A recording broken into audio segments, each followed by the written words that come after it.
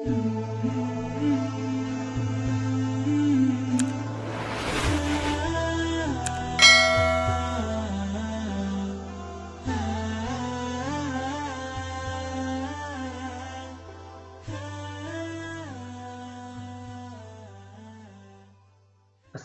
warahmatullahi wabarakatuh. Hari ini kita ketemu lagi di Studi Islam Indonesia. Kali ini kita akan membahas tentang peran organisasi Islam abad ke-20 dalam gerakan nasionalisme di Indonesia.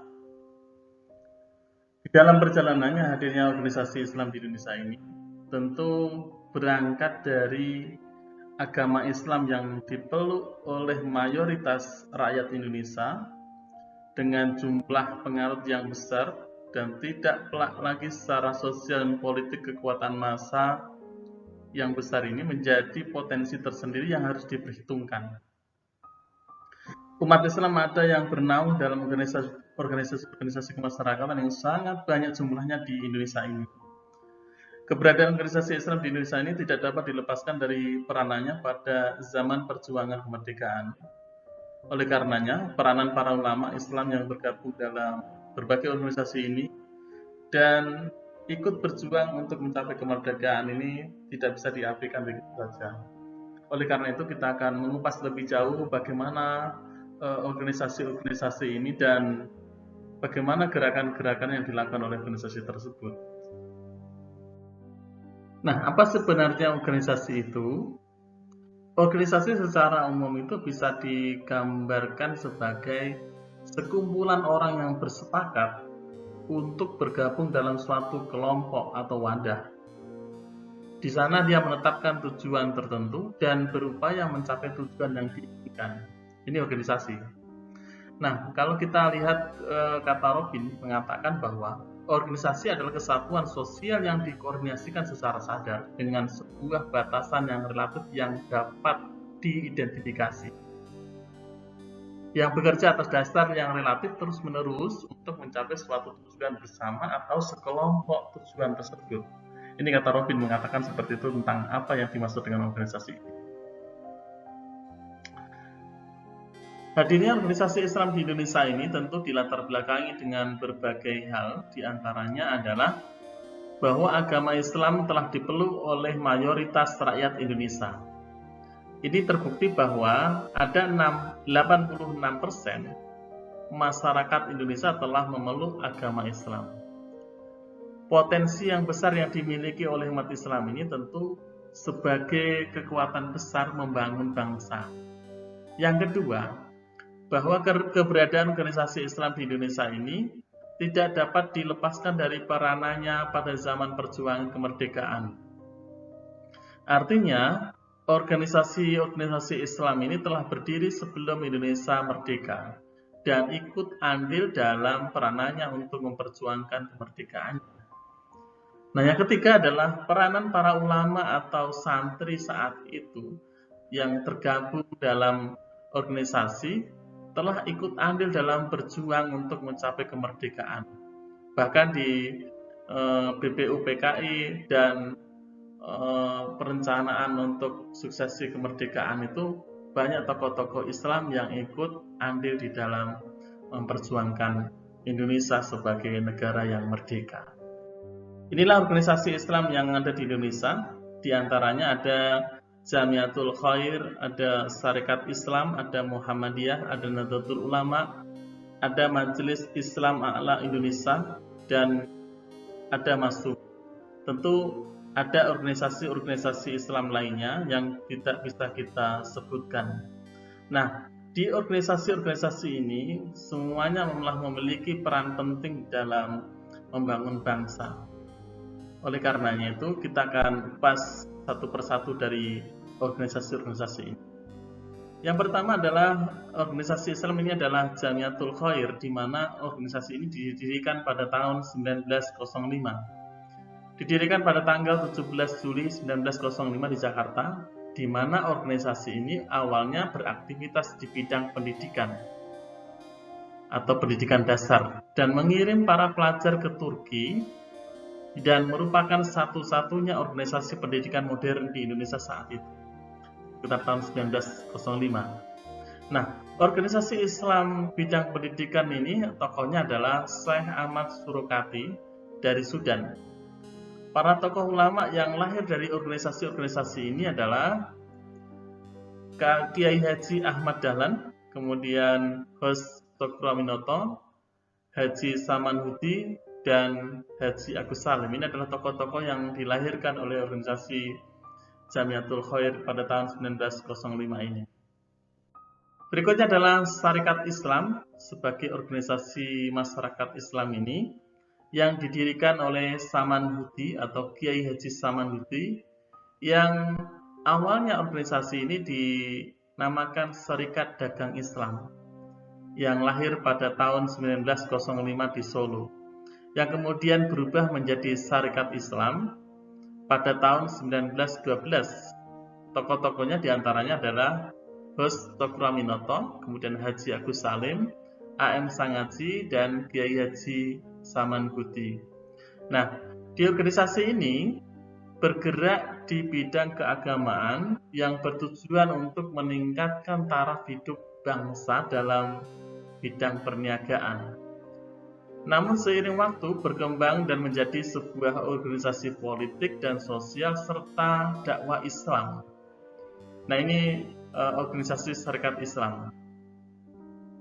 Kemudian berikutnya adalah organisasi masyarakat Islam Muhammadiyah. Organisasi ini didirikan di Yogyakarta, tempatnya di Kampung Kauman, Yogyakarta, pada tanggal 8 Zulhijjah 1330 Hijriah yang bertepatan pada tanggal 18 November 1912 Masehi. Tokoh utamanya adalah Muhammad Darwis yang dikenal dengan Kiai Haji Ahmad Dahlan. Nah, gerakan Muhammadiyah ini berciri tentang semangat membangun tatanan sosial atau tata sosial dan pendidikan masyarakat. Tentu dua hal yang difokuskan dalam pembangun bangsa ini, diantaranya adalah tata sosial dan pendidikan ini. Kemudian mendirikan lembaga-lembaga pendidikan yang secara total dari pendidikan dasar hingga perguruan tinggi. Di sekolah atau pendidikan dasar sampai menengah atas mencapai 7.651 di seluruh Nusantara. Sedangkan perguruan tingginya mencapai 177 perguruan tinggi tentu di seluruh Nusantara. Nah, kampus-kampus yang didirikan oleh Muhammadiyah ini ada yang begitu besar, diantaranya seperti di Universitas Muhammadiyah Surakarta, kemudian Universitas Muhammadiyah Malang, dan kampus-kampus yang lainnya yang di situ ribuan mahasiswa yang sedang menempuh belajar di perguruan tinggi tersebut. Berikutnya konteks Muhammadiyah dan ideologi negara. Sejak Indonesia merdeka pada tahun 1945, Muhammadiyah telah terlibat secara aktif bagaimana mendukung dasar ideologi negara, yakni Pancasila. Begitu juga dengan Undang-Undang 1945 sebagai konstitusi serta Negara Kesatuan Republik Indonesia sebagai bentuk negara yang sudah final dan juga Bhinneka Tunggal Ika sebagai semboyan negara. Nah, Kiai Mas Mansur dan Ki Bagus Hadikusumo dan Kiai Haji Abdul Kahar Muzakir serta Mr. Kasman Singodimedjo sebagai tokoh Muhammadiyah yang ikut menjadi Badan Persiapan Usaha Kemerdekaan Indonesia. Artinya, tokoh-tokoh dari Muhammadiyah ini juga terlibat secara aktif di mana persiapan kemerdekaan Indonesia saat itu. Berikutnya adalah nasionalisme dan Muhammadiyah. Penegasan dan komitmen nasionalisme Muhammadiyah terhadap bangsa dan negara Indonesia ini sudah terlihat di dokumentasi terbaru Muhammadiyah di Muktamar ke-47 di Makassar, yang menghasilkan negara Pancasila sebagai Dar al-Ahdi wa al-Syahadah, sebagai negara kesepakatan nasional dan negara tempat pembuktian atau kesaksian untuk menjadi negeri yang aman dan damai.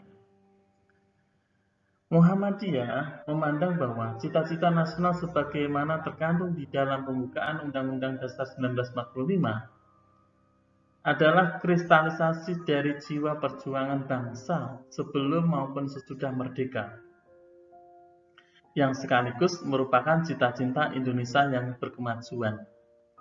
Konsep Indonesia berkemajuan memiliki semangat yang sama dengan ungkapan memajukan kesejahteraan umum, yang mengandung nilai kebaikan, keadilan, kemakmuran, dan keberadaannya. Dapat dikatakan bahwa maksud dari kemajuan tersebut adalah mengandung arti proses dan sekaligus tujuan yang bersifat ideal untuk mencapai kondisi unggul, berada di garis depan atau memimpin di semua bidang kehidupan material dan spiritual, jasmani dan rohani, lahir dan batin. Nah, kaitannya dengan agama, dalam hal ini Islam, maka Muhammadiyah menegaskan bahwa agama merupakan ajaran yang penting dan tidak dapat dipisahkan dari kehidupan bangsa Indonesia. Agama sebagai sumber nilai utama yang fundamental berfungsi sebagai kekuatan transendental yang luhur dan mulia bagi kehidupan bangsa. Nilai-nilai intrinsik ini, keagamaan telah memberikan inspirasi bagi para pendiri bangsa dan perumus cita-cita negara dalam mewujudkan kehidupan bangsaan yang berbasis pada ajaran agama. Nilai-nilai agama bahkan tercermin dalam Pancasila sebagai ideologi negara. Inilah pandangan Muhammadiyah terhadap nasionalisme yang ada di Indonesia. Selanjutnya adalah Nahdlatul Ulama, di mana organisasi ini didirikan pada tanggal 16 Rajab 1344 Hijriah yang bertepatan pada tanggal 31 Januari 1926 Masehi. Tokoh utamanya adalah Kiai Haji Hasyim Asy'ari dan Kiai Haji Wahab Hasbullah.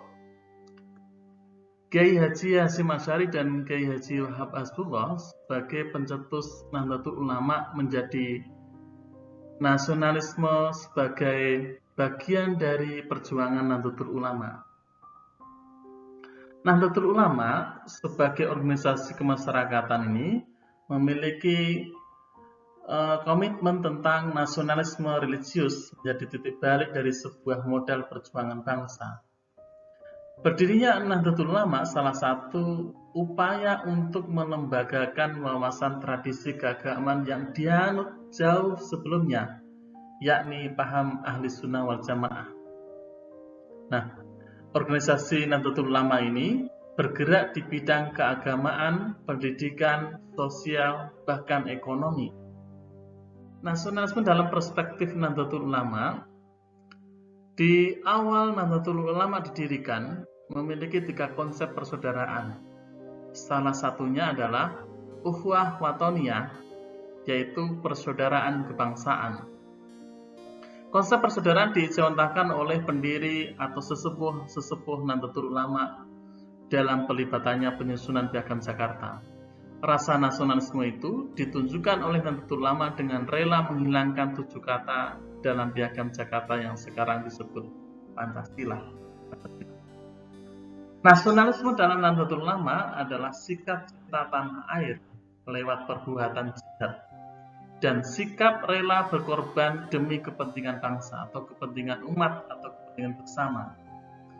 Kiai Haji Hasyim Asy'ari telah menyerukan untuk jihad fisabilillah pada tanggal 22 Oktober 1945. Nah, makna jihad fisabilillah ini yaitu menanamkan rasa cinta tanah air dalam sebuah peperangan mempertahankan kemerdekaan. Artinya, Nahdlatul Ulama di awal kemerdekaan itu sudah melakukan perjuangan-perjuangan untuk mempertahankan bangsa ini dari para penjajah. Awalnya Nahdlatul Ulama ini adalah perkumpulan para ulama atau kiai, sehingga ketika ada suatu saat yang mesti diselesaikan, maka para ulama pun berkumpul untuk membicarakan, mencari jalan keluar, mencari solusi-solusi. Nah, kaitannya dengan nasionalisme, Nahdlatul Ulama telah mengawalinya dengan sikap heroiknya dalam rangka nasionalisme mempertahankan negara kesatuan Republik Indonesia, yaitu Kiai Haji Hasyim Asy'ari ini atas nama pimpinan pengurus besar Nahdlatul Ulama pada tanggal 22 Oktober menyerukan mendeklarasikan tentang jihad fisabilillah yang dikenal dengan resolusi jihad. Ada 3 poin penting di dalam resolusi jihad yang dimaksudkan oleh Kiai Haji Hasyim Asy'ari ini. Yang pertama, setiap muslim wajib memerangi orang kafir yang merintanginya atau menentang kemerdekaan Indonesia. Yang kedua, pejuang yang mati dalam perang kemerdekaan layak disebut sebagai syuhada. Dan yang ketiga, warga Indonesia yang memihak penjajah dianggap sebagai pemecah belah persatuan nasional sehingga harus dihukum mati atau yang mengkhianati bangsa ini. Untuk menjaga eksistensi sekaligus memelihara kesinambungan peradaban bangsa Indonesia ini, agama dan nasionalisme tidak boleh dipisahkan karena keduanya merupakan faktor kunci yang sangat vital. Demikian pula yang disampaikan oleh para ulama-ulama atau para sesepuh Nahdlatul Ulama. Nasionalisme Nahdlatul Ulama memang dibentuk di dalam muktamar atau musyawarah nasional alim ulama. Pertama, pengakuan wilayah Nusantara sebagai Dar al-Islam, yaitu wilayah Islam. Sebagaimana di Muktamar 11 di Banjarmasin tahun 1936, diketahui NU menetapkan wilayah Nusantara yang saat ini dikuasai oleh kolonial Belanda.